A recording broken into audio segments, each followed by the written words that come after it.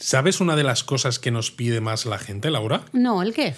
Que les contemos destinos cerca de ciudades populares, como por ejemplo Kioto, pero que tengan onsen, que quizás estén algo menos masificado, que tengan más naturaleza, que sean más rurales o todo ello a la vez. Cierto, y en condiciones normales es complicado recomendar lugares que cumplan todo esto. Pero en japonismo es que, a ver, somos muy pro. Pero muy pro. Y se me ocurre que podemos hablar de Kibune, Kurama y Ohara para el viajero que visita Kioto, pero busca todo esto que estabas contando tú. Hay que ver lo que sabe Laura.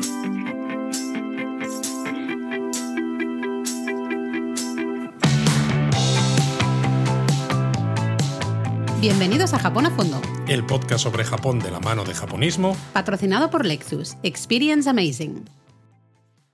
Sí que sabes, ¿eh? Sí que sabes, porque es verdad. Bueno, gracias.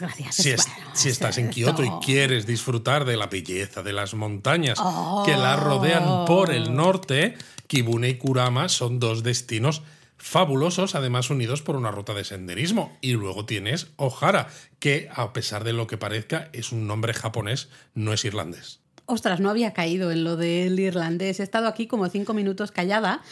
Tú, Luis, habrás cortado el audio. Pero Laura, pero por Dios, digo, que llevo haciendo este chiste desde el principio de los tiempos, cada vez que fíjate suena que Ohara. no lo tenía en mi biblioteca de chistes absurdos tuyo particular. Tengo ahí un cachito en mi cerebro dedicado solo a esto.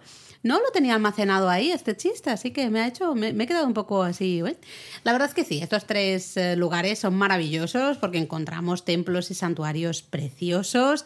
Mira, enlazo con cosillas que hablamos la semana pasada. Omikuji, uno de ellos mencionamos. Papelitos Omikuji. Los papelitos Omikuji curiosones, esas rutas de senderismo que decías.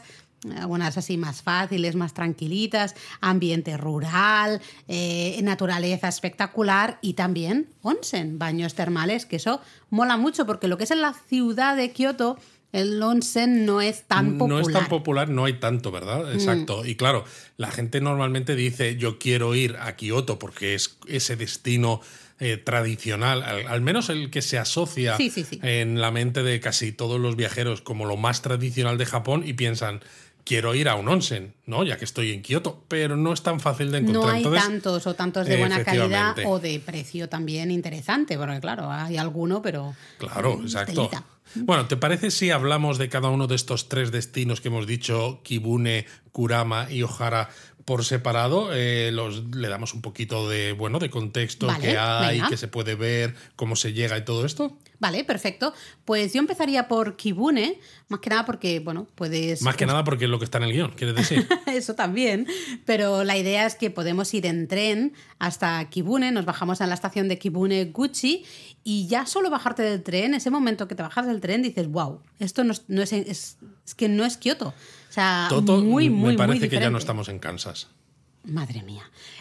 Muy diferente del centro de Kioto, ¿no? Es una pasada ya toda la vegetación que hay y ya andar desde la estación de Kibuneguchi hasta lo que sería la zona, entre comillas, centro, ¿no?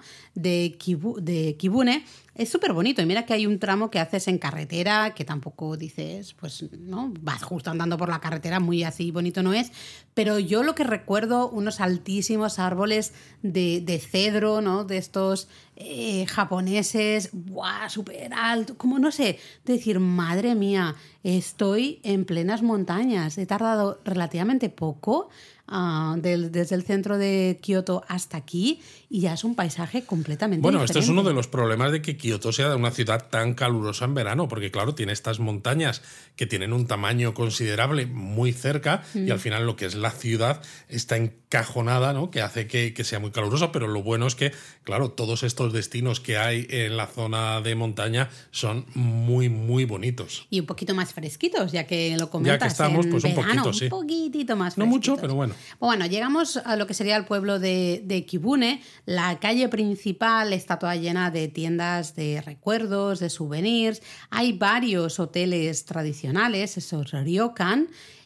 También, pequeños restaurantes. A lo mejor ahora podríamos hablar de esos restaurantes porque muchos de ellos en verano colocan esas terrazas encima del río. Las kawadoko. Exactamente, entonces es muy bonito, os lo recomendamos un montón.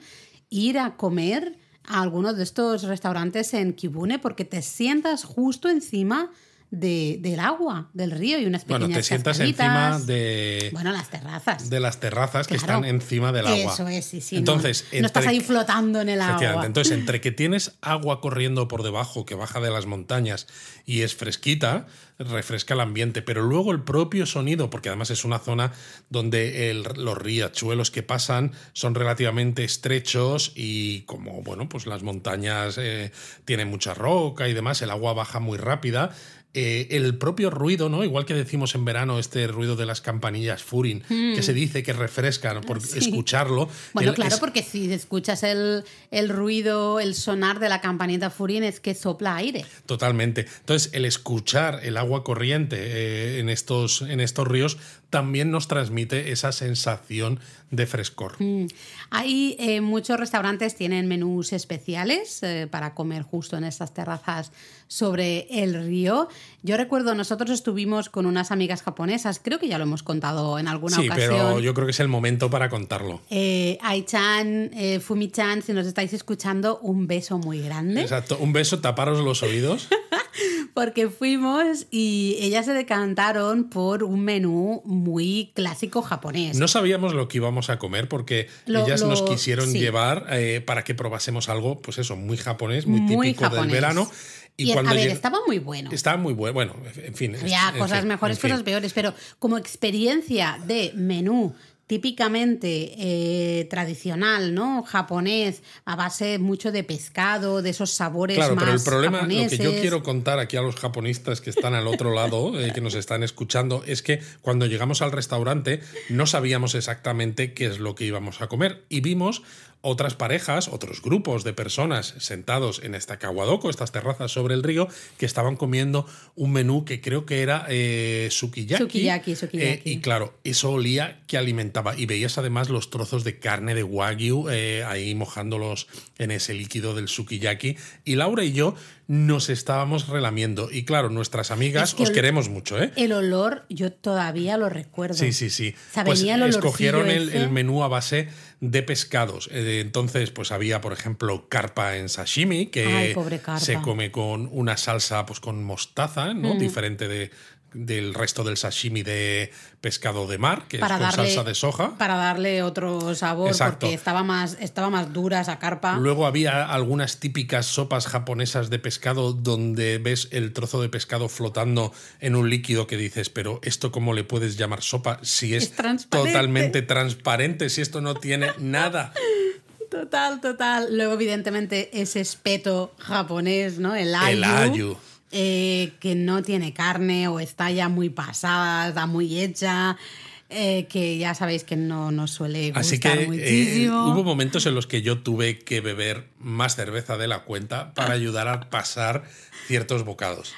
Es lo típico de estos menús que en general, o sea, son muy interesantes porque son unos colores y unas texturas especialmente Totalmente. muy diferentes. Yo recuerdo hasta ciertas albóndigas, pero que tenían como hasta parecido a cartílago o probablemente los huesos de algún pescado, no lo sé. Como juegan mucho con las texturas y unos sabores muy diferentes a lo que estamos acostumbrados. Entonces, como experiencia, está muy guay, porque es algo como muy japonés, ¿no? Y muy diferente a lo que estás acostumbrado a comer pues, en tu país. Totalmente. Pero claro, cuando estás ahí cansado de hacer turismo y tienes a un grupito al lado que se está tomando ese sukiyaki que huele, que alimenta, o sea, es que yo estoy salivando solo recordando el olor de ese sukiyaki que se estaba tomando el resto bueno, había otros bastantes grupos tomando ese sukiyaki y nosotros ahí con la carpa esa dura. Y sobre todo lo más gracioso fue que hubo un momento, Laura, que nosotros estábamos pensando, estos son los entrantes, ahora llega el sukiyaki, ahora viene la carne de wagyu y tal, y era ¿cuántos platos más quedan en el menú? Porque de momento siguen saliendo platos con pescado hasta que fue, bueno, pues ya hemos terminado. Fue como, ¡no! Total, íbamos nosotros primero con la ilusión de, bueno, esto nos han puesto la carpa esta dura, pero no pasa nada porque esto es como el tentempié, ¿no? Un poquito así, y ahora viene... Y tanto que se tenía en pie la carpa, vamos, madre mía. Bueno, pero fue una experiencia muy guay, la verdad, porque estar sentado ahí en el Kawadoko se estaba muy, muy bien. Se estaba muy bien. Pero nosotros tenemos fotos hasta que se nos está escapando ya la risa a Luis y a mí, porque era en plan de, pues así por lo bajini, ¿no? Nos lo íbamos diciendo de, pues va a ser que el sukiyaki no llega, y no llegó, evidentemente, no llegó. No llegó, todavía lo estamos esperando. ¿Cuántos? 16 años después. Fue en 2007, ¿no? Si no 2007 recuerdo mal. creo, sí. Bueno, uno de los lugares, aparte de los kawadokos... Bueno, por cierto, estábamos hablando, claro, los kawadokos solo en verano, ¿vale? Sí, Normalmente claro, en verano. Meses de junio hasta finales de agosto. Ya en septiembre a veces ya empiezan a recoger y ya durante el mes de septiembre pues ya no puedes disfrutar de nada del kawadoko. Pero toda esta zona, Kibune, también Kurama y luego Hara especialmente, toda esta zona también está muy bonita en otoño. Hombre. ¿No? Con el cambio de color de las hojas. Claro, hay arces. muchísimo árbol que cambia la hoja en esta zona de montañosa al norte de Kioto, y es una maravilla visitarlo, Sí. sobre todo porque además hace mucho menos calor, resulta bastante más agradable, ¿no? No sudas tanto. Hombre, pero es en otoño no hace calor, Luis. Claro, por eso digo, comparado con el verano, cuando vas en verano, como hemos dicho vale, antes. Vale. Sí, perdón. Entonces, claro, pues tienes esa ventaja, ¿no? De que no acabas sudando tantísimo, ya que además es una zona que se presta al senderismo, que puedes hacer el senderismo de una manera más relajada, Sí. sin que te cueste tanto esfuerzo físico, y encima vas a ver unos paisajes, pero vamos, espectaculares. Espectaculares. De hecho, Hara yo tengo muchas ganas de verlo en otoño especialmente, ¿no? Pero decíamos que habíamos llegado a Kibune y habíamos llegado en el tren, ¿no? Sí. Pocos minutos desde el centro de Kioto, pues justamente el tren que te lleva a Kibuneguchi, la estación más cercana a lo que sería el núcleo de Kibune, tiene un túnel de Momiji, túnel Exacto. de Arces. Sí, hemos hablado alguna vez y en la web lo tenéis, que el tranvía de Arashiyama tiene un túnel de cerezos. ¿Cierto? En este caso, aquí hay un túnel de arces entre las estaciones de Ishihara y Ninose, en esta línea que os lleva a Kibuneguchi. Entonces, básicamente, aquí la recomendación es que si vais en época de Momiji y con la cámara, sacadla de la mochila o de donde la guardéis y tened preparada la cámara para hacer fotos, porque vais a flipar. Está súper bonito, de hecho hasta ponen iluminaciones especiales, los trenes hasta reducen un poquito Exacto. La velocidad para que puedas disfrutar más. Entonces, evidentemente primavera, muy bien, también va a ser muy bonito, pero ya veis, verano, que muchos de vosotros viajáis en verano, está súper chulo con estas kawadoko y un ambiente un poquito... Cuando decimos fresco, no es de llevar chaquetilla, ¿eh? Ojalá, Exacto. pero no. Ojalá, pero no. Pero digamos que un par de graditos menos de lo que sería el centro de Kioto, y luego en otoño precioso con esos cambios de color de las hojas, ¿no? Pero bueno, lo más destacado de la zona de Kibune sería el santuario. Claro. El santuario de Kibune. Claro, porque cuando estás en la calle principal de Kibune, a la que hemos dicho que se llega desde Kibuneguchi, aunque bueno, hay que caminar Un poquito. un ratito, Sí. unos 20 minutos, pero tranquilos, porque hay un autobús que normalmente suele estar programado para salir en cuanto llega el tren. Lo único es que es eso, que si te quedas haciendo fotos a los alrededores de la estación, la lías. el autobús se te va. O sea, que cuidado con esto. Esas cosas las hacen bien los japoneses, perdona Las que te hacen bien, interrumpa, sí. Lo de coordinar muy bien la recogida de viajeros que han llegado en ese tren Bueno, con sí, los no. autobuses que acercan al punto, digamos, Sí, más no, o central sea, del lugar. Quiero decir, lo hacen bien, pero también porque el servicio es limitado. Absolutamente, Si tuvieras sí, claro. una línea de autobús, por ejemplo, que tuviera autobuses, pues como en el centro de la ciudad, pues cada 3 Sí, minutos, sí. te daría realmente igual, porque da lo mismo cuando llegue el tren, ¿no? No vas a tener que esperar demasiado para que venga el autobús. Esto está hecho así y al menos esa parte está muy bien. Exacto. Porque no hay tantos autobuses Claro, ni pero- tantos trenes a Pero veces. se entiende porque básicamente luego está todo rodeado de montañas, Claro, sí hay claro. muchos caminos de senderismo, pero me refiero, lo habitual es que la gente llegue o viene en coche y ya llegas y aparcas en la zona central, o bien llegas en tren, ¿no? Entonces, Totalmente. claro, tiene mucho sentido que ese autobús tenga los mismos horarios, más o menos, que el tren, porque así recoge a los visitantes y los lleva al centro, ¿no? Tened eso en cuenta. Exacto. Creo que... Pero bueno, cuando estás en la calle principal vais a encontrar un tori y unas escaleras de acceso flanqueadas preciosas por lámparas rojas, que es una verdadera maravilla. Es otro de esos puntos para hacerle fotos antes de empezar a subir. Y desde allí vais a llegar al santuario de Kibunen, que es uno de los grandes destinos turísticos de la zona. A veces puede ser que lo veáis escrito como Kifune, ¿vale? Esto es por el tema también de cómo se transcriben. Sí, la parte fonética. Sí, las letras, esa fu con tenten sería bu. Lo vais a ver de ambas maneras. Fu con tenten, Laura. O sea... La hiragana fu le pones dos palitos arriba, que sería el ten, claro, dos palitillos. Vale, pero sí, al menos lo has explicado. En bu. ¿Vale? Que estamos, tú piensas que muchos japonistas que nos escuchan a lo mejor no saben esto de los dos palitos. Bueno, vale. Este santuario está dedicado a la deidad del agua, de la lluvia. Y os sonará porque justo la semana pasada, cuando hablábamos de omikuji diferentes, mencionamos justamente el omikuji de este santuario, el santuario de Kibune, que recordáis, os decíamos, es un omikuji que solo revela tu fortuna, tu futuro, cuando lo mojas en el agua, ¿no? Tú lo compras, es una hoja de papel que está vacía, está en blanco, y dices, mantangao, porque aquí no pone nada, no cunda el pánico. Hay como unas piletas de agua o un pequeño estanquito, ¿no? Mojas ahí el omikuji y aparece Pero vamos, tu o sea, fortuna. a ver, cuidado, o sea, no es agarrar el omikuji y meter la mano con él en el agua, no, es extenderlo y lo dejas en la superficie para que el papel absorba la cantidad de agua que necesita simplemente. El santuario en sí, muy, muy pequeño, yo lo que recuerdo, Sí. ¿no? Bastante chiquitito. Para mí lo más destacado, y creo que es lo más popular también, al menos así aparece en Instagram, ¿no? Cuando ves la misma foto Una y otra millones de vez. veces, dices, vale, eso es lo que más llama la atención, es justamente esas escaleras de subida, ¿no? Con las lámparas ahí rojas a ambos lados, que te lleva hasta el complejo central, y luego el rollo este del omikuji, ¿no? El comprar omikuji y dejarlo ahí en el agua para poder leer tu fortuna, ¿no? Si os apetece andar un poquito, podemos ir hasta la zona del llamado santuario Okunomiya, que yo creo que está como a 1 kilómetro Sí, de es un distancia, kilómetro más o menos. que realmente es el lugar de origen del santuario de Kibune. Totalmente. En este santuario hay una roca que simboliza el barco amarillo, de ahí el nombre del pueblo, que significa justamente esto, barco amarillo. Que cuenta la leyenda, ¿no? Pues que con este barco amarillo llegó por el río una diosa, una deidad desde Osaka. Qué curioso Sí, esto, ¿no? cosas curiosas. Yo creo que es lo más destacado, ¿no? Al final, Kibune, visitas el santuario de Kibune, Disfrutas un poco de la naturaleza y comes en alguno de esos restaurantes. comes si es en verano en un kawadoko, si no, pues en uno de estos restaurantes maravillosos. Disfrutas de la naturaleza y ahí entonces ya te tienes que plantear 2 opciones. Una opción sería volver al tren y ya está, has visitado Kibune y ya está.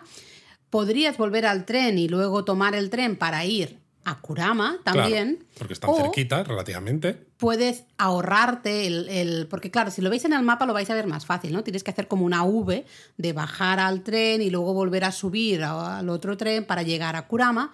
O pues puedes cruzar de alguna manera por las montañas y hacer una pequeña ruta de senderismo desde Kibune hasta Kurama. Sí, la ruta de senderismo es aproximadamente 1 hora un poco larga de duración, pero bueno, es factible.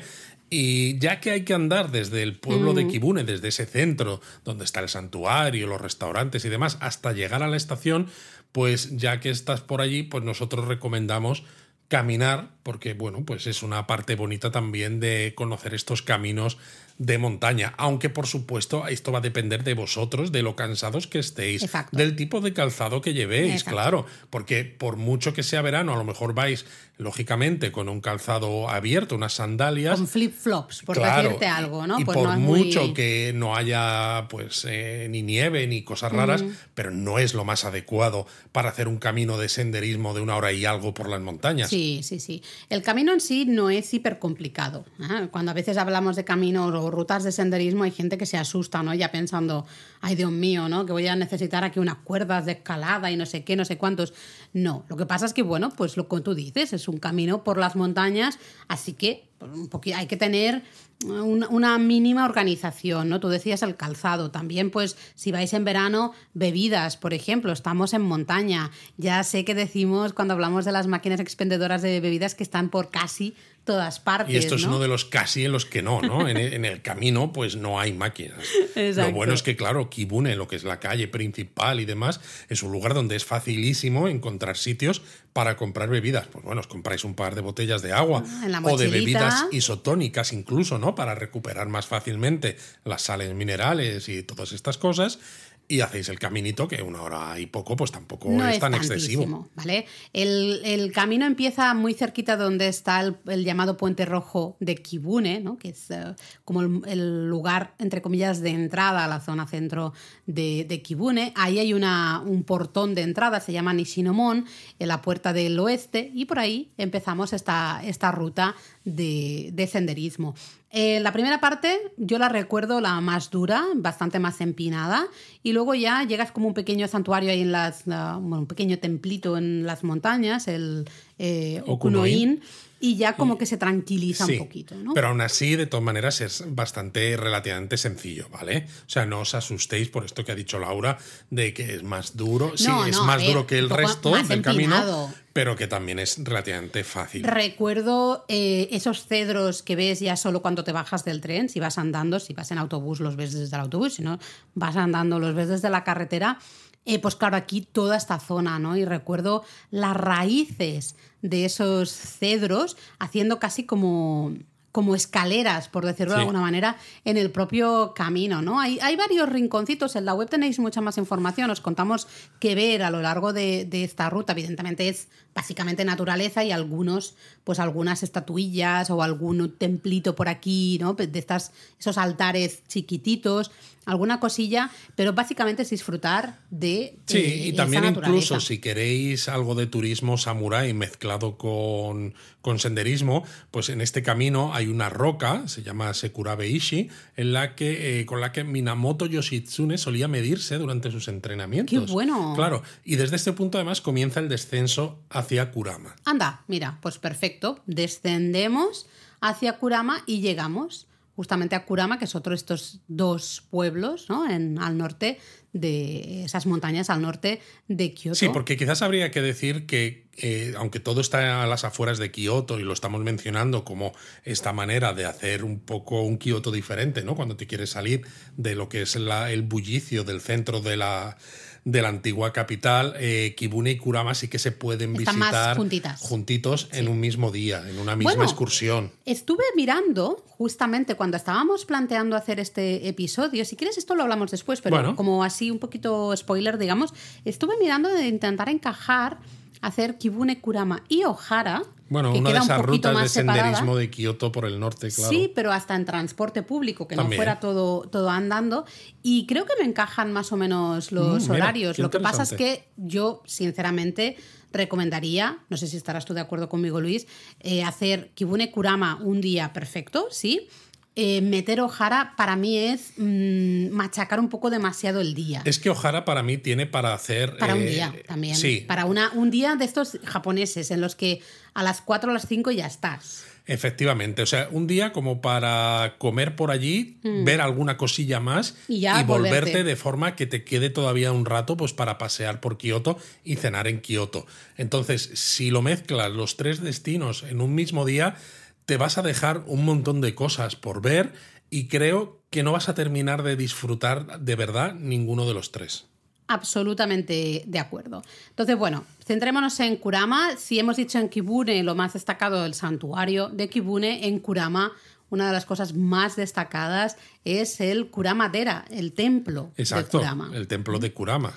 Toda la zona del templo de Kurama es espectacular. La subida, la entrada también al templo, pasas por también una puerta de acceso, un portón de entrada espectacular. Todo maravilloso. De hecho, hasta leyendo un poco, ¿no?, del templo, no se sabe muy bien el origen. Se cree, ¿no?, que ya se encontraba aquí, había un templo aquí, ya en el siglo VIII. Qué bueno. La diferencia con el santuario de Kibune es que el santuario de Kibune es de acceso gratuito, mientras que el templo Kurama-dera tiene entrada, hay que pagar entrada. No es muy caro, pero hay que pagarla. Recomendada, porque también tiene ese camino, todo lleno de lámparas también de piedra. Muy bonito. Lleva esa puerta, ese portón central. Es una maravilla, una auténtica maravilla que también os recomendamos. Y luego, relativamente cerca, se encuentra el santuario Yuki, que tiene justo un cedro enorme, un tronco ahí, un cedro hiper alto, que hay a veces que la gente dice casi parece como un tori, ¿no? Hay tori natural, ¿no? De poner un cedro enorme y otro al lado y como que parece un tori hiper alto. Madre mía, tendríais que estar viendo a Laura haciendo gestos con las manos simulando cedros gigantes y toris y esto y lo otro. Bueno, algún día tendremos que hacer el podcast en vídeo para que os divirtáis también con nosotros y nuestras tonterías. Bueno, sí que deberíamos grabar, aunque fuera con el móvil, para justamente promocionar el podcast en redes sociales. Mira, esto me has dado una idea. A lo mejor nos animamos y todo. Ay, Dios mío, Laura. Bueno, el santuario Yuki puede ser que os suene porque es el que es muy antiguo, del año 940. 940, una barbaridad. Es que ya toda esta zona es curioso, ¿no? Hay, en esta zona de montañas siempre ha habido mucha conexión, mucha espiritualidad, ¿no? Y siempre hemos dicho que el sintoísmo es la religión autóctona, que muchas de esas deidades son realmente pues sitios, estos power spots que tienen una energía brutal en plena naturaleza, porque la gente se siente atraída hacia esos lugares porque sientes que hay algo. Total. Y se nota. Total. Bueno, este santuario es el que organiza, ¿no?, entre comillas, es el Festival del Fuego de Kurama. ¿Sabéis? Uno de nuestros festivales del fuego favoritos. El 22 de octubre, el mismo día que se celebra el Jidai Matsuri en el centro de Kioto, pues aquí en el norte, en Kurama, se celebra el Festival del Fuego de Kurama. Y ahora que no nos escucha nadie, si yo tengo que decir, yo me voy a Kurama porque prefiero con mucho el Festival del Fuego antes que el Jidai Matsuri. A ver, el Jidai Matsuri es que se hace largo, se hace muy largo, se hace bastante pesado, porque a no ser que seas un gran experto en las eras, también muy interesado y cómo en ver vestía cada persona en cada era, porque los peinados, llega ¿no? un momento todo que sí, todo es muy curioso porque es todo muy de época, pero claro, porque de hecho ese es el nombre del festival. Sí, Jidai básicamente son esos, es el festival de las eras, de las los eras. periodos. Sí, no las eras de la granja, donde está la paja, las otras eras, las sin H. Mía, las otras eras. No puedo. Pero claro, llega un momento que ves gente desfilar pues vestida, vale, muy bonito todo, pero dice, yo ya paso de seguir haciendo fotos porque es que no sé ni qué es cada cosa ni nada. Creo que también ese es el problema, que hay demasiado, ¿no? Claro, toda la historia al final, demasiado, y si hay un momento que te pierdes, que ya no sabes qué estás, o sea, Heian, y luego tal, que si Kamakura, que si Muromachi, que tal. Y al final dices, mira, ya está. Entonces, bueno, un plan ideal podría ser el de ves un ratito, justamente el Jidai Matsuri, pero un ratitito, y ya te marchas hacia Kurama para disfrutar del Festival del Fuego por la tarde, ¿vale? En Kurama, maravilloso, justo aquí en la zona del santuario Yuki. El santuario Yuki está, claro, se encuentra como a medio camino, ¿no?, del propio templo de Kurama, y de hecho, si tú bajas, te vas a encontrar la puerta Niyomon, que es la puerta al final, la principal de entrada al templo de Kurama, ¿no? Que es, claro, esto de puerta Niyomon nos puede sonar porque son estas puertas que tienen a ambos lados los guardianes Nio, ¿no? de la galaxia. Los guardianes de la galaxia, exacto, que están ahí, ¿no? Con sus poses y sus caras feroces, dan bastante miedo porque lo que hacen es pues evitar que entre el mal al templo, ¿no? Y si sigues bajando las escaleras, acabas llegando a lo que es el pueblo propiamente dicho de Kurama, que es un sitio pues donde pues, bueno, también puedes comer algo. Hay varios restaurantes, hay evidentemente tiendas de recuerdos y hasta hace unos años, hasta la pandemia realmente, aquí había un onsen maravilloso. Ay, sí. El onsen de Kurama. Primero era el lugar ideal en el que relajarnos después de esa visita a Kibune y siempre la ruta lo decimos, de senderismo, después de hacer caminatas, pues el onsen da lo mismo que sea verano y haga calor, pero esas aguas termales calentitas relajan los músculos una barbaridad.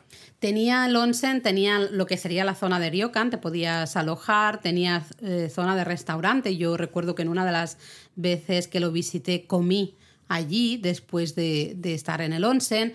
Tenía onsen exterior maravilloso en plena, claro, estamos en las montañas. Encima permitía acceso con tatuajes. Permitía acceso a gente con tatuajes y es curioso porque creo que fue en 2021, ¿no? Puso en su web que como por la pandemia pues decidían cerrar y que ya avisarían de cuándo reabrirían. Y estamos en 2023 y en la web sigue poniendo. Y siguen sin decir nada, no han actualizado la web en absoluto. Da bastante mal rollo porque. Sí, y da mucha pena porque yo creo que era el onsen que podíamos realmente recomendar y además yo personalmente le tengo mucho cariño, ¿no? Fue claro. No el primero, pero el segundo onsen al que fui ya cuando vivía en Kioto. Entonces, aquí se nota mucho el impacto de la pandemia, por mucho que se haya dicho también, es que los japoneses hacen mucho viaje doméstico, porque aunque lo hacen también, porque a veces tienen pocos días de vacaciones y claro, dices, no me da para, no sé, para conocer toda Europa, ¿no? Pues si tengo 5 días, pues visito Japón, pero muchos se han quedado en los destinos principales, o llegas a Kioto y te quedas en lo que es la ciudad, ¿no? No se han ido más allá. Y claro, bueno, sí, sitios claro, que la están ciudad en Kioto ya tiene un montón de cosas, claro, ¿no? Entonces muchos destinos que están en los alrededores o que son excursiones y demás han sufrido mucho porque no han tenido clientes. Yo sigo esperando que reabra, sí, porque también, creo claro. que tiene público, al menos desde Japonismo, desde luego lo recomendábamos un montón y sabemos de mucha gente que ha disfrutado de esta excursión, ¿no? De Kibune, luego el caminito de senderismo, Kurama, onsen en Kurama y ya volver a Kioto. Era como una excursión perfecta, tenías todo, gastronomía japonesa, ese onsen, naturaleza, templos, santuarios, perfecto. Bueno, entonces estamos a la espera de que reabra. Así que bueno, si os quedáis con ganas del onsen, justamente por eso también recomendamos ese otro lugar en las montañas del que ahora hablaremos, que sería Ohara. Muy bien, ¿no? sí señor. Ya, bueno, básicamente estás aquí visitando la zona centro de Kurama, puedes llegar andando hasta la estación, ahí hay una estatua de un tengu con una nariz así súper alargada, maravillosa, y también, Luis, que eso a mí se me quedó pendiente, tenemos que volver a Kurama con un poquito más de tiempo. Totalmente. Pero hay un funicular, al menos lo había. Exacto. Un tren funicular. Gestionado por el propio templo de Kurama. Exacto. Que a mí te quedas bastante loco. Sí, que es un funicular que conecta un tramo dentro de lo que sería todo el complejo del que básicamente templo. ayuda a salvar un desnivel, ¿no? Que lo haces en un minuto, porque es eso, es muy cortito, pero que a pie supondría 30 minutos. Claro, y a pie dices, si es de bajada, pues todavía. Exacto, yo creo que ese es el plan, ¿no? A lo mejor podría ser un buen plan, subes con el funicular y bajas en todo caso andando, que ya pues puedes disfrutar un poquito más del paseo. No sé, a mí esto me apetece, se me quedó pendiente, mira que he estado a veces en Kurama, pero el funicular, al menos que lo recuerde, no lo he tomado. De todas maneras, hemos dicho antes que para ir a estos sitios, ¿no? Hemos recomendado empezar por Kibune, luego continuar por Kurama, pero decías tú que había que ir hasta Kibune-guchi, pero claro, ¿esa qué línea de tren es? Bueno, es uno de estos trenes que suben, ¿no? Justamente hacia el norte. Es el tren, la línea de tren Eizan, que parte de la estación de Machiyanagi, en lo que sería la zona norte del centro de Kioto, ¿vale? Efectivamente. Entendernos. Sí, que esto es un hub de transporte importante en Kioto, ¿no? Toda la zona de Machiyanagi tardáis unos 30 minutos más o menos en llegar, así que ya veis, es una excursión hacia las montañas, pero es que se tarda muy poquito. Luego, claro, ya podéis hacer senderismo, pasad más tiempo por allí o usar transporte público también, pero lo que es llegar, se llega relativamente fácil y en poco tiempo. Y hasta aquí en lo que te os decía antes, que une esta excursión de Kibune y Kurama con otro de estos pueblos situados en las montañas al norte de Kioto que recomendamos, que sería Ohara. ¿Vale? Sí, Ohara estaría al este de Kibune y Kurama, o sea, también al norte, pero al este de estos dos sitios. Eso es, ¿no? Y es otro lugar, pero realmente Ohara, bueno, es que todo, pero Ohara da para un día, ¿no? Su día completo. Pero bueno, se podría al final intentar mezclar. Bueno, es que Ohara daría para un episodio de Japón a fondo entero, casi. Daría para un episodio de Japón a fondo entero, así que si te parece hoy podemos, como hemos hecho con Kibune y con Kurama, exacto, muy resumen, ¿no? Y si apetece, pues ya podemos hacer, si no, un episodio un poquito más específico, porque Ohara nos ofrece de nuevo templos, santuarios maravillosos, naturaleza espectacular, también un entorno muy rural. Vas caminando por casas, por campos, por huertos, restaurantes tradicionales, tienditas de recuerdos y souvenirs. Madre mía, Luis, la ambulancia que no me dejaba hablar, ¿eh? Me estaba aquí. Ay, venga, pobre, la ambulancia. no me dejaba hablar. Bueno, maravilloso. Y especialmente maravilloso, yo creo que Ohara sí o sí. Otro de los sitios maravillosos. En otoño. En otoño, sí. Porque de hecho, cuando nosotros lo visitamos la última vez en verano, y estaba espectacular. Ya sabéis que somos muy fans del verde de verano. El verde eléctrico del verano japonés. Estaban los sarces con un verde que eso parecía, no sé, fosforita, ¿no? Parecía casi que estuviera pintado casi falso. Dices, no puede ser que exista un que verde sea así real en la naturaleza. Pues sí, existe. Así que no me puedo ni imaginar cómo es ese entorno en otoño. Pues me rojo. apetece mucho. Rojo y naranja. Pues imagínate, qué maravilla, ¿no? Pero ya has dicho que no puedes. Vale, tienes razón. Pues yo me lo imagino yo por ti, Laura. Tú tranquila. Bueno, lo más destacado de Ohara sería dos lugares especialmente. Empezaríamos por el complejo del templo Sanzenin.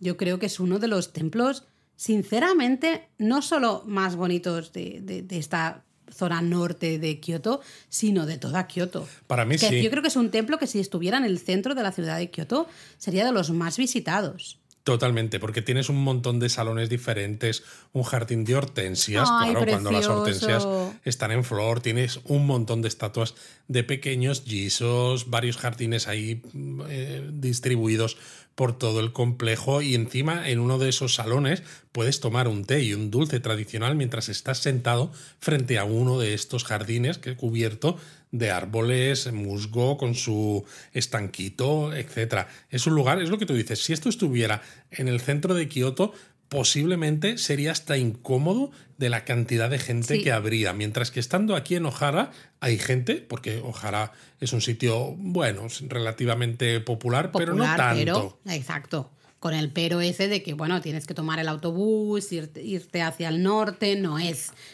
el centro de Kioto, ¿no?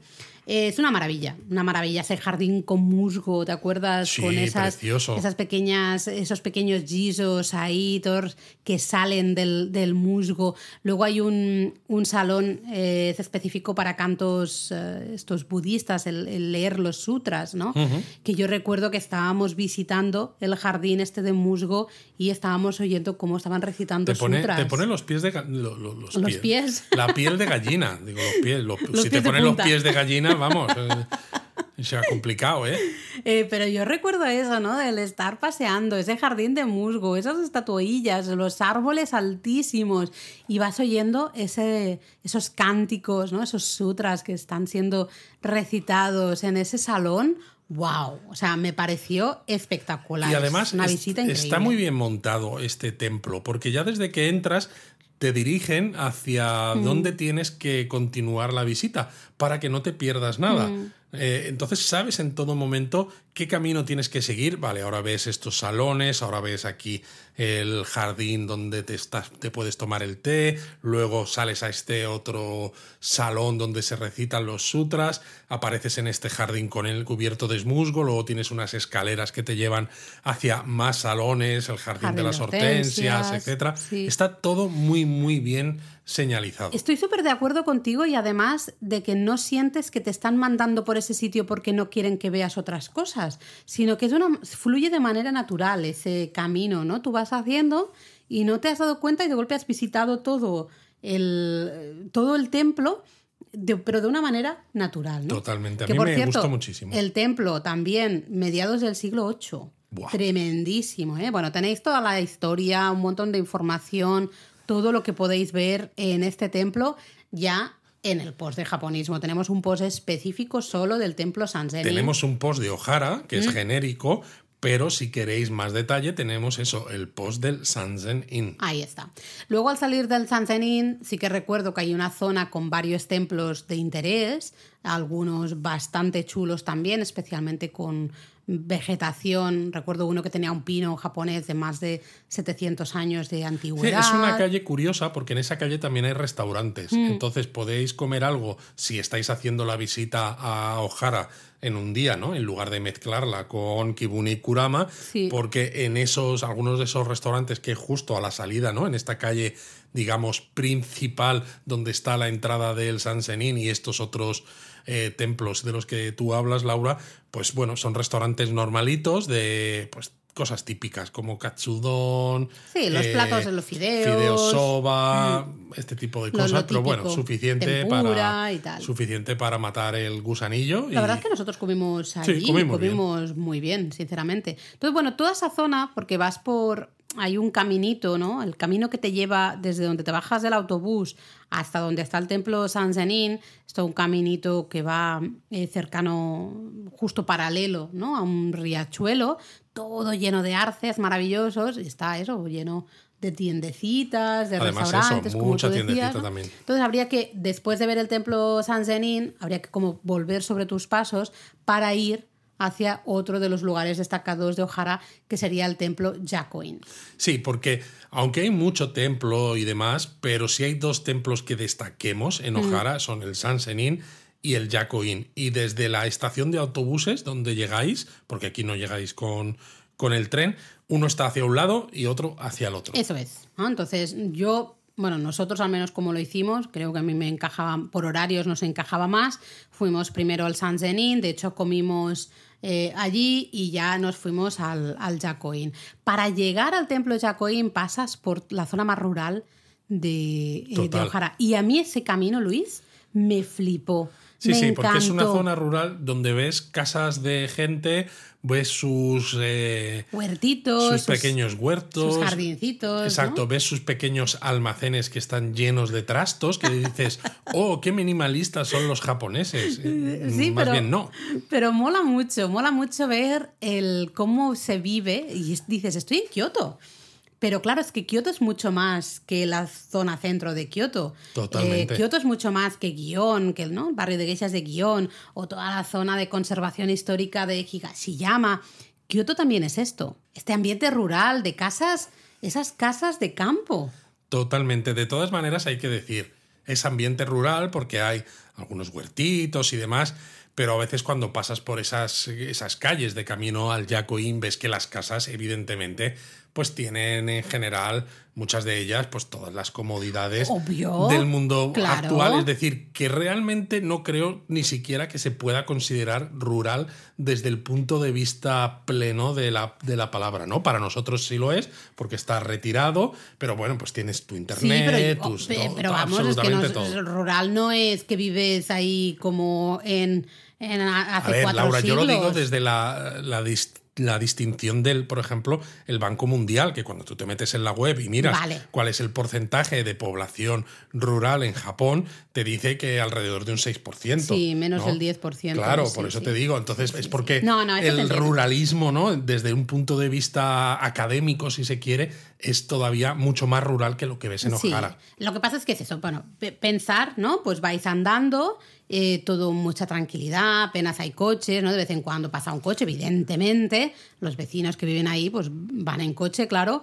Vimos a un señor pues ahí trabajando en su huerto, otro, ¿no? Con una maquinaria estaba, no recuerdo, haciendo qué también en su campo. Cosas. Casas así, algunas más nuevas, otras más viejas, algunas como más, entre comillas, modernas, otras, entre comillas, más de estilo clásico, casas de campo, este ambiente. Ese ¿no? ambiente, Súper pero bueno, bonito. al final de este camino llegáis al templo Yacoín, que si tú decías antes que el Sansenín, que vaya tela, porque se había fundado en el siglo VIII. Mediados ¿no? del siglo VIII, sí. El templo Yacoín se fundó el año 594. Telita, ¿eh? El gran problema es que, bueno, pues sí, problema, sí, es que en el año 2000 todo el complejo del templo sufrió, bueno, fue destruido por un incendio y yo esto lo recuerdo. Totalmente destruido, exacto. Entonces, claro, se reconstruyó muy rápido. Pero lo que sería 5 años tardaron. Nada, muy rápido, sinceramente.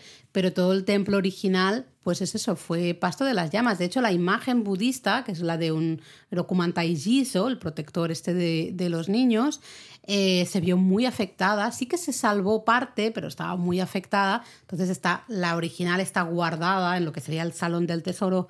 Exacto, y lo que hay ahora mismo es una reconstrucción totalmente fiel, exactamente idéntica al original.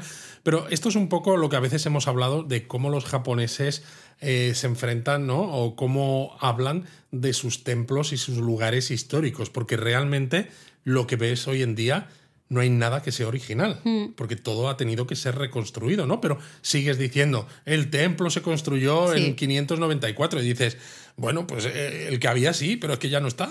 Y el templo, bueno, os contamos mucho más en la aquí web. Yo creo que solo merecería la pena decir que igual que mencionábamos ese detalle de la roca antes, ¿no? De camino a Kurama, para los que les gusta el turismo también relacionado con los samurái, que en este templo, en el Yakoin, bueno, podéis flipar si os gusta la historia japonesa de samuráis. Exacto, porque hay mucha conexión justamente con esos grandes actores de las guerras Genpei, ¿no? Los Taira, clanes Minamoto y Taira, exacto, lo que tenéis en el Heike Monogatari. Eso es. Entonces, de hecho, mola mucho leer el Heike Monogatari y luego visitar este templo y conocer la historia de este templo, porque vais a reconocer, bueno, algunos protagonistas importantes de esas guerras Genpei, especialmente el final de las guerras Genpei. Bueno, justamente aquí, ¿no? Es que, bueno, una monja de... Yo es que no quería contarlo, pero tú ya... Bueno, vale. Sí, no, solo quería contar que una monja muy famosa de este Yakuin fue la madre del emperador Antoku, hija de Taira no Kiyomori. Y claro, ya sabemos qué pasó con el pobrecito Antoku justamente al final de las guerras Genpei. Exacto, sí. Pobre, por la borda. Por la borda, adiós muy buenas. Aquí se ha acabado todo, ¿no? En fin, bueno, os contamos. Pero eso más. mola porque tú imagínate que estás ¿no? en esta zona en Kyushu, justo casi mirando Honshu, que ves esas estatuas que recuerda a la última batalla, eso ¿no? Es, Dan Noura, del Cantar de Heike, y piensas, madre mía, lo que estoy viendo aquí está relacionado con el templo Yakoin, que está ahí, ¿no? Pues en las montañas al norte de Kioto, y anda que no hay distancia. Bueno, ¡Qué flipe! porque todo se inicia con la lucha por el poder imperial dices, que se encontraba en Kioto. Qué flipe, ¿no? Ser capaz de relacionar también esas cosas que, bueno, pues eso nos tenéis que escuchar o leer para poderlo hacer.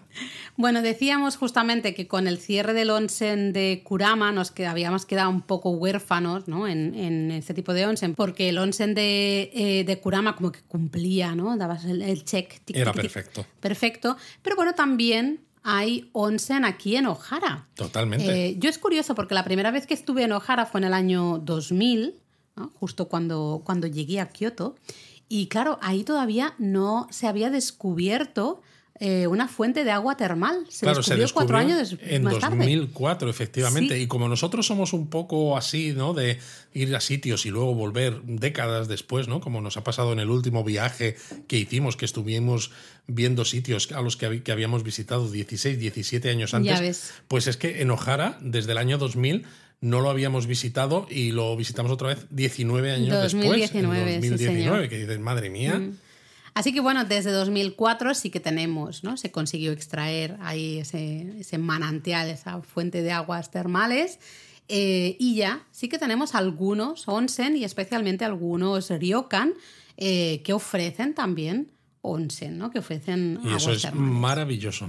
Por ejemplo, tienes el Ohara no Sato Onsen, que es un ryokan con baños termales que también podemos visitar aunque no nos alojemos en este ryokan, ¿no? Ya sabéis que durante unas horas, normalmente por la mañana y el mediodía, se suele abrir a los no huéspedes. Pagas una pequeña entrada y ya puedes disfrutar de las instalaciones de los baños termales. Qué bueno, pues me encanta. ¿Y cómo llegamos a Ohara? Pues lo normal va a ser en autobús, ¿no? Vamos a llegar en autobús desde el centro de Kioto hasta lo que sería la parada de autobuses de Ohara.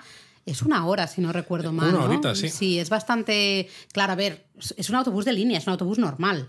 ¿Qué supone eso? Pues que va parando, evidentemente. Un autobús de línea, pero de los como interurbanos, para entendernos. No es el autobús... aquí la tarjetita está de día de Kioto, que por cierto va a dejar de funcionar. Exacto. No es un después del Kyoto verano. City Bus. Eso es. Es Esa un tarjeta Kyoto no Bus. funciona. No. ¿Vale? Se queda fuera de lo que es el área, ¿no? De Kioto Centro, por decirlo de una manera. O sea, para que nos entendamos, los autobuses del centro de Kioto, los Kyoto City Bus, van pintados como en color crema con tonos verdes, con líneas en verdes. Sí, eso es. Y los Kyoto Bus, quitándoles el City, tienen un color crema también, pero Marrón. luego tonos en marrones, Sí. y estos son los que conectan con lugares un poquito ya Más a las afueras. Más a las afueras, exacto. Entonces es uno de estos, pero no deja de parar En un pero montón de un sitios. montón de sitios. Es pumpa, pumpa, pumpa, pumpa, va parando, se va llenando, va parando, va parando. Entonces se hace un poquito largo. Esa hora dices, madre mía, un trenecito aquí no sería bien, ¿eh? Pero pues no, ¿vale? Tú decías... Dime. Te iba a preguntar, ¿no? Ahora que ya hemos dicho la manera más apropiada de llegar, decías que al principio que te estabas planteando cómo integrar Kurama, Kibune y Ohara en un mismo día. Porque podría encajarte en un solo día. Justamente dicen... primero ir a Kurama en tren, Vale. volver al tren, ir a Kibune, volver al tren, luego bajar hasta de Machiyanagi y allí tomar el autobús a Ohara, ¿no? Que sería no bajas hasta el centro completo de Kioto y vuelves a subir, ¿no? Lo que pasa es que no es tan eficiente, porque de Machiyanagi al final no deja de ser, por más que esté hacia el norte de lo que es el centro de Kioto, no deja de ser algo que pertenece al núcleo urbano de Kioto, ¿no? Entonces, claro, si ya estás por las montañas, es como volver sobre tus pasos para mí un poquito demasiado, pero bueno, se puede. De hecho, creo que hasta hay en Kibune, es que diría que en Kibune, ahora, ostras, es que me quiere sonar de esto de mi investigación, en Kibune sale un autobús a Ohara. Que esto ahí sí que tenemos que mirar los horarios y porque este tipo de autobuses a lo mejor pasan una vez cada hora o cosas así. Entonces, claro, podríamos hacer el plan primero Kurama, luego nos vamos a Kibune y ahí ya subes al y en autobús Kibune a Ohara. tomamos el autobús a Ohara y ya luego bajamos otra vez a Kioto. Eso ¿no? es muy interesante. Si eso tengo que ponerlo en la web porque me parecerá muy interesante fijarnos en esos horarios de este autobús de Kibune a Ohara. Ahí sí que, si vas un poquito rapidito, digamos, y vas un poquito tempranito y aprovechas bien el tiempo, sí que te puede dar tiempo a ver las tres cosas en un solo día. De todas maneras, hay que tener en cuenta también lo que decimos siempre, que los templos y los santuarios y muchas otras cosas, evidentemente, en Japón cierran muy pronto. Entonces, hay santuarios como Fushimi Inari que aunque estén cerrados lo que es el salón principal y no veas ciertas cosas, pero el complejo está abierto porque es de acceso gratuito. Pero sitios como el Sansen-in o el Yako-in en Ohara son de acceso que tienes que pagar entrada. Entonces, como llegues un poco tarde, es que te vas a quedar sin ver ni siquiera absolutamente nada de estos lugares. Claro, por eso entonces, hay que mirar muy bien los cuenta. horarios. Entonces, yo esto me lo pongo como deberes, porque esto ha sido así. Estamos haciendo aquí casi el brainstorming, ¿no? El brainstorming. Sí, me lo pongo como deberes para ver a qué horas, ¿no? Podríamos hacer esta ruta para encajar los tres lugares. Bueno, y así puedes poner, ¿no?, una sección en los posts en japonismo, pero que sea muy sencillo, muy resumido, con más o menos horas recomendadas, Eso ¿no? es, A ¿no? tal hora está en tal sitio, a Empieza tal hora aquí, en tal toma otro. el tren a esta hora, toma el autobús a esta hora y te recoges, ¿no? a esta hora. Porque además tengo que mirar... Porque Y luego así, cuando estéis haciendo el turismo por esta zona, podéis decir como cuando veis el Tour de Francia, el ciclista, ¿no? Podéis decir a vuestra pareja, vamos 10 minutos con retraso sobre el horario previsto por la organización, ¿no? Que somos nosotros. Pero además es que también tengo que mirar antes de la pandemia, es que claro, aquí todo es un antes de la pandemia, después de la pandemia. El AP y el DP. AP y el DP. Eso suena muy malo, del DP. No, había un pase, un ticket de día de Kibune y Kurama, pero es que además incluía... Multipase.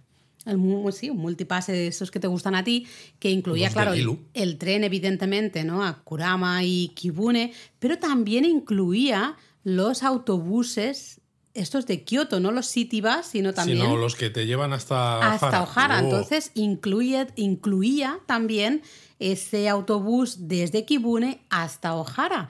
Entonces, me lo estoy apuntando ahora mismo mientras estamos hablando para ver si este pase, este multipase, sigue funcionando en la actualidad, si se sigue ofreciendo, y si se ofrece, pues entonces sí que a lo mejor compensa intentar hacer las tres cosas en un mismo día para sacarle un mayor provecho justamente a este pase de día, ¿no? Qué interesante, Laura. Pero mira, yo creo que mejor lo dejamos aquí ya, porque no nos va a quedar tiempo para... Japonismo Mini.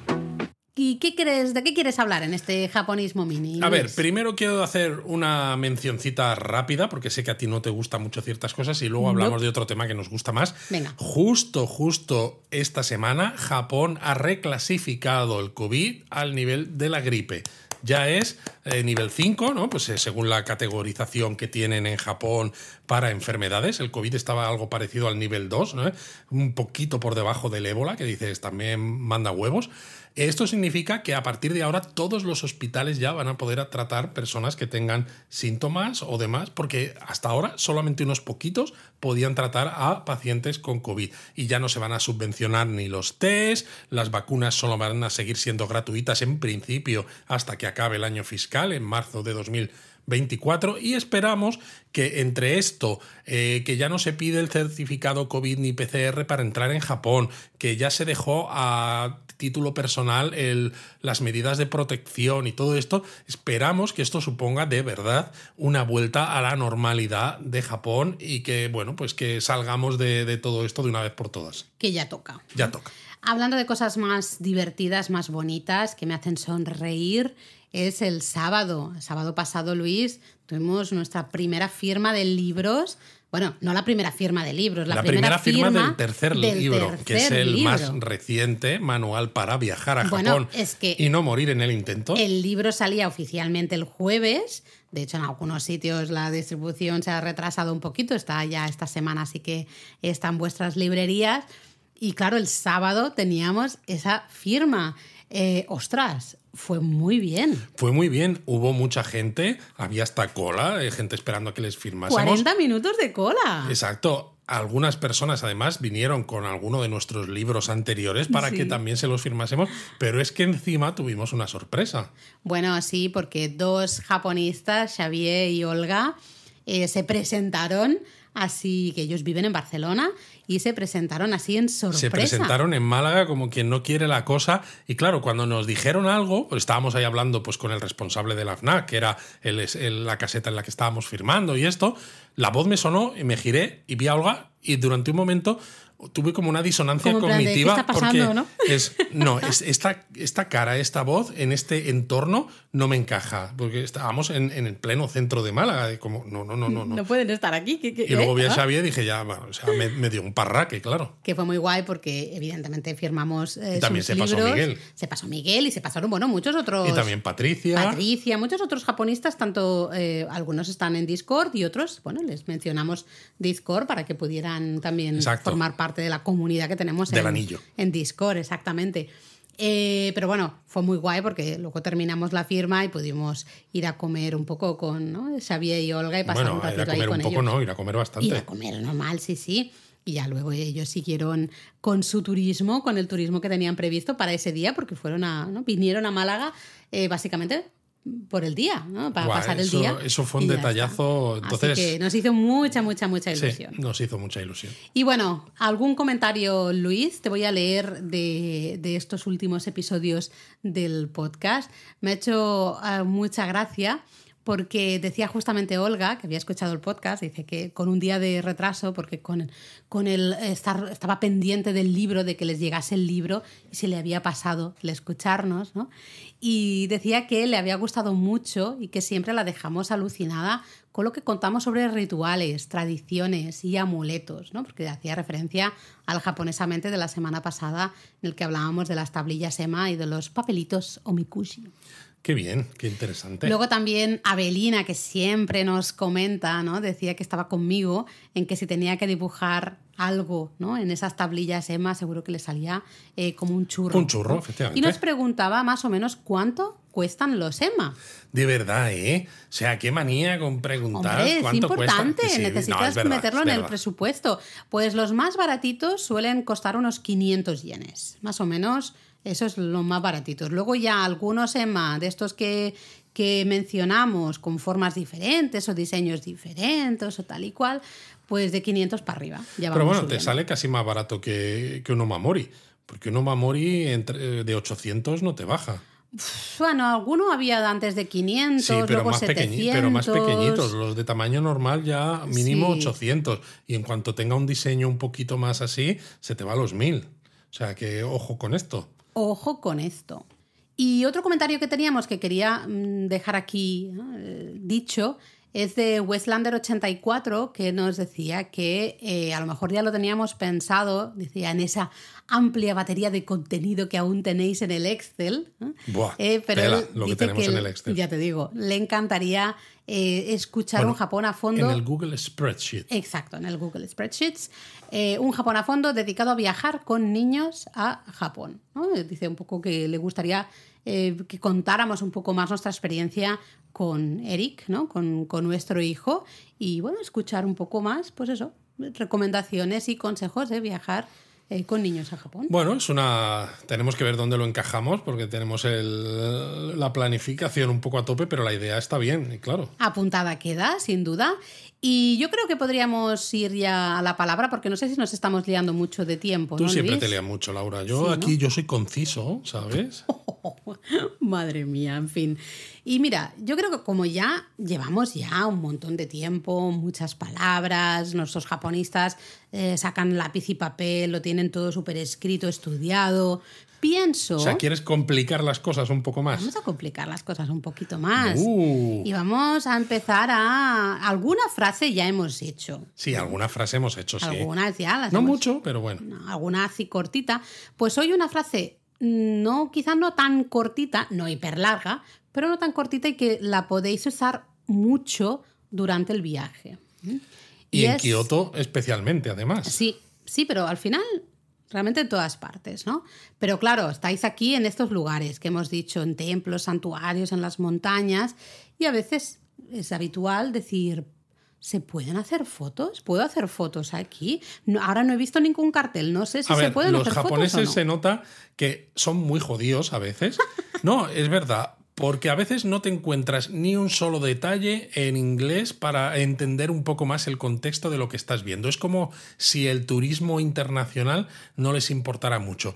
Pero cuando no quieren que hagas fotos de algo... Lo dejan claro, ¿eh? Bien que te ponen una cámara tachada y te ponen no foto y te lo ponen en caracteres occidentales. Y dices, vale, esto sí. Bueno, pero vamos a ponernos... No, pero es verdad que hay veces que no hay. A veces dudas, ¿no? Dices, ostras, es que no he visto ningún cartel y no quiero ahora que me llamen la atención, me digan algo. O a veces ves geishas en Japón, ¿no? Y ya que por eso decía que en Kioto es muy apropiado. Sí. Y no te vas a poner a pararlas ¿no? Mientras ellas están caminando y hacerles fotos molestándolas. No le tienes que pedir permiso. Pues, ¿cómo preguntamos si está bien, ¿no? ¿Puedo hacer fotos? Pues la frase Le dices, es... ¿puedo hacer fotos? Eso sería lo ideal, pero en japonés, shashi no totemo ii desu ka? Exacto. Sashin significa foto.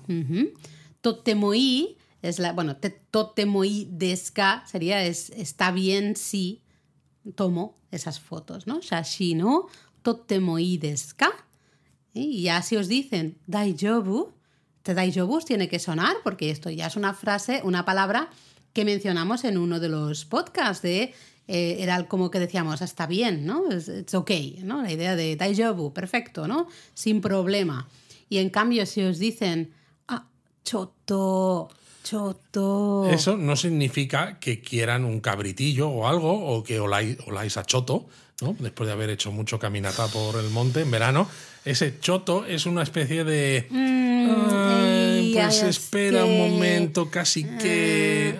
O sea, básicamente es decirte que no de una manera que no sea tan directa como decirte ese no. Eso es. Así que, shashi no tottemo ii desu ka? Está bien si tomo fotos, ¿puedo hacer fotos? Shashi no tottemo ii desu ka? Ala, a practicar. Mátane.